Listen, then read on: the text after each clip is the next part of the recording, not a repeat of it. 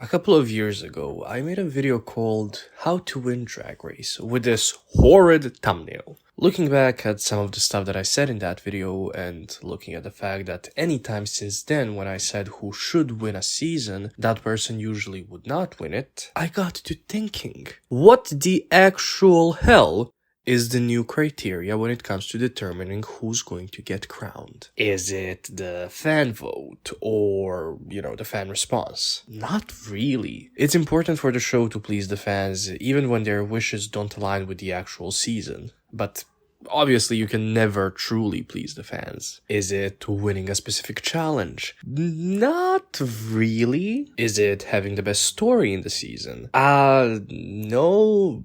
Drag Race has this thing where the queen with the best story, the one that we also spend the most time with, doesn't actually win. So that the fans can form a connection with the queen and then say that she was robbed. Further continuing talking about the show. Are we masochists for still watching and supporting the show? Maybe so.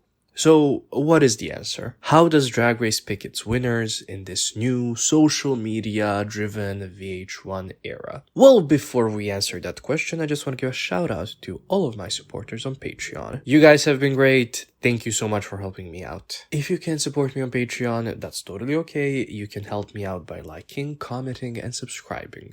Obviously, if you enjoy what I do here. Ever since moving to VH1, Drag Race has been trying to mix up pretty much every season by adding a different twist. Now, some of those twists did help the show, like in season 9, where the lip sync for the crown was very necessary after everything we saw in the season. All of the inconsequential lip syncs, all of the lip syncs where a queen gave up. I would argue that the voting twist in All Stars 5 was a very interesting change of format that I want to see stay. But then, in that season, we also got the questionable lip sync assassins format. All the nonsensical saves and twists that were added onto different seasons in order to benefit certain queens. Like the lip sync Lollapalooza that was added to save Valentina and bring Latrice back into the competition. Or the triple star twist on All Star 7 that was added to have Shea in the top 4. Hashtag justice for Jaida. It seems as though now the only box you have to check in order to win a season is, did you survive the twist?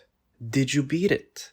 Did you take advantage of it? Don't get me wrong, this is a very nice criteria. You basically test how well somebody can traverse an immediate problem, or how well they can take advantage of an opportunity that will propel them forward. However, I don't think it should be the only factor that determines a winner. I'll explain why I think that for the most recent seasons, it has been. All Stars 3 was the first All Star season that aired exclusively on VH1. Now, All Stars 2 was on VH1 as well, but it also aired on Luggo, so we'll mention that later. The winner of All Stars 3 in Trixie Mattel faced 3 big twists on her season. Obviously, first, the twist of the new format, which isn't fully a twist given that the queens had known about it before going on to the season. But then there was the top 5 queens versus eliminated 5 queens twist. And then there was the jury twist. Trixie, with her subpar performance in the competition, even when she was in the top 2, never needed to eliminate anybody. Thus, she skated by the difficult parts of the competition and only got to experience the benefits. This, of course, then meant that the mostly bitter jury would vote for her because, again, she was literally the only one in the top 4 not to have eliminated anybody. So she took advantage of the first twist in order to beat this one. Of course, she wasn't eliminated in the first top 5 episodes, so she kinda beat that twist as well. And then, at the end, Trixie had a better track record than Kennedie. She did better when it came to the twists, so she won the season. On All Stars 4, we had 2 winners. Trinity, the one who did the best, and Monét, the one who took advantage of the twists. The only time Monét could have eliminated anyone was in the season's top 6 episode, when she and Manila both wanted to eliminate Valentina. Because of this, another twist was added onto the season, so that Valentina would stay in the competition. Monét did well at the exact right time not to be in danger of getting eliminated in this twist, and just like Trixie, never eliminated anyone. So she never saw the bad side of the format. On All Stars 5, with the new format that was added because Naomi Smalls broke it in All Stars 4, even though Shea was neither the best competitor nor was she the protagonist of the season, she was the only one out of the top 3 queens to have beat all of the lip sync assassins she went up against. thus surviving the twist. She also voted against everyone correctly, survived the "if you're not the winner, you're up for elimination" twist that was brought into the season in the top 6 episode. Huh? Oh yeah, Shea won that episode's challenge. Of course, you gotta make her look strong by putting everybody in the bottom. Yeah, that twist kinda bit them back, huh? However, she did get some votes cast against her, but those ended up being inconsequential. Similarly, and some might even say more impressively, Kylie on All-Star 6 was neither the best, nor the protagonist, nor did she show the most growth. But she was the only queen that voted correctly every single week, meaning that whether she was the winner of the week or not, Kylie always voted for the queen that would end up being eliminated. On top of that, nobody ever voted against her on the season. Lastly, she, but Ginger as well, beat all of the lip-sync assassin she went up against. These twists usually appear on All-Star seasons, but they also happen on regular seasons. Obviously, on seasons 9, 10, 11, and 12, you literally win the season by beating the twist of lip-syncing for the crown. It helps that Sasha, Aquaria, and Yvie would also win their seasons when we look at who they went up against in the top 2 or top 3, based on the previous criteria that the show used to determine a winner. Season 12 is a little different, but season 12 is its own thing with the editing and the pushing of the queens and ignoring of the queens. I made a whole video defending Jaida's win and explaining why it's completely logical and why she was actually the only person that could have won out of that season, so go watch that if you want more information. A similar thing happened on season 13, but with the added twist of the lip syncs in episode 1. We knew that nobody from the loser circle could win the season, so the story checks out. Lastly, there were 2 twists in season 14. The chocolate twist and the lip sync after Snatch Game twist. The latter is actually more interesting, given that you might say that only Jasmine lost to that twist because she was the only one that got eliminated. But no, anyone who didn't win in the first round lost a lip sync, which on a regular season is a massive no-no, and it basically disqualifies you from winning the season. So really, the only queens that survived that twist were Daya, Willow, and Jorgeous. Deja was not affected by this twist, but she was so purpled by that point in the competition that I don't think anybody thought she would end up winning the season. Daya was eliminated previously in the season and brought back, which I would say immediately disqualifies her from winning the crown, and Jorgeous did not even make it into the finale, so Willow was the clear winner of the season from that episode onwards. Plus,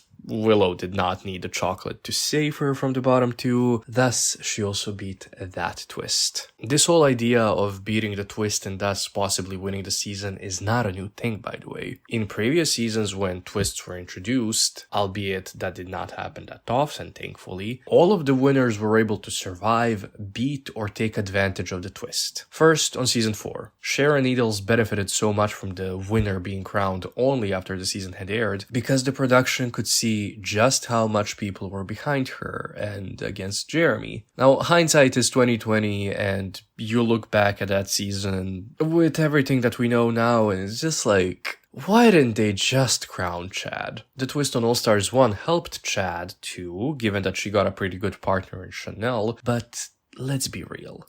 Chad was winning that season regardless. And then on All Stars 2, Alaska won the most, and even though she was the best competitor and clearly the one to beat in the season, when the other queens could have, nobody eliminated her. She took advantage of the twist by taking out the likes of Alyssa and Tatiana while keeping Detox and Roxy, 2 queens that would save her no matter what in the competition, thus securing herself the crown. All-Star 7 had a bunch of new twists. Firstly, nobody going home, of course, but the only way you could go home in that season is by, Ben de la Creming yourself out of the competition, which, why?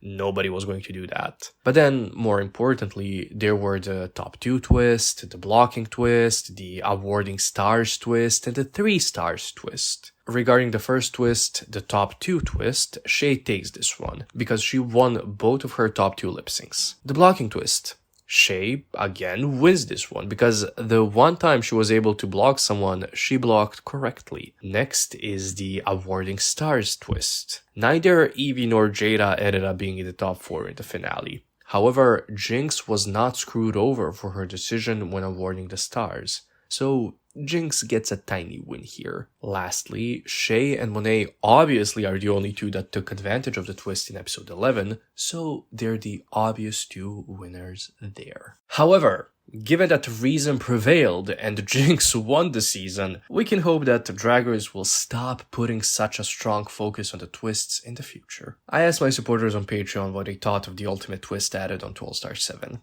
and let's see what they said. Max said, "This twist is not one of the greatest, since it's kind of a fuck you to the queens who earned the stars over the last few weeks. On the other hand, it is a nice gesture to even the playing field a bit, so everyone still has a chance and no one gets defeated, embarrassed or pictured as a loser on a winner season. By all means, Shea just having 1 star is mostly due to the judges' liking of a comedic approach to performance-based challenges more than a serious one. Not really serious, but not full-on stupid comedy. So this pulling out a convenient twist thing did not need to happen if Shea got her 2nd star at some point in the competition. Maybe girl group, maybe branding, both would have worked out just fine. This is a lose-lose situation for Shea too.